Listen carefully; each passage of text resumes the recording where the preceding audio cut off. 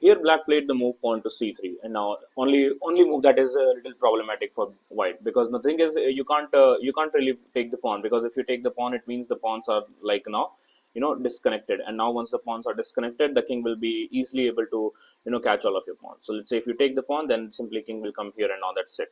That's a game of draw. So here the move that you have to play is the pawn to b3. The fact is that with the active position of your knight, if pawn getting pushed, then we have knight b4 check, which simply picks up the pawn. And here, if you try playing something like king to d4, then still knight b4 will come, which is stopping the pawn. And white is happy to give up this knight, because now these two pawns can be still winning. Let's say if c2 comes, we can simply take on this pawn, and now if king to c3, then knight a1 protects the pawn. Like, no need to give up this pawn, because this pawn is more important than knight.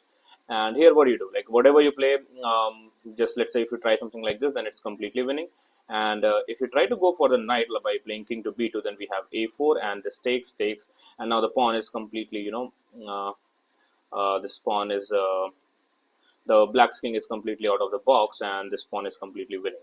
So yeah, that is the position. So these are the cases where you don't need to take the pawn, but instead you push the pawn. Doesn't matter if the pawn is getting promoted also, because it can be stopped easily.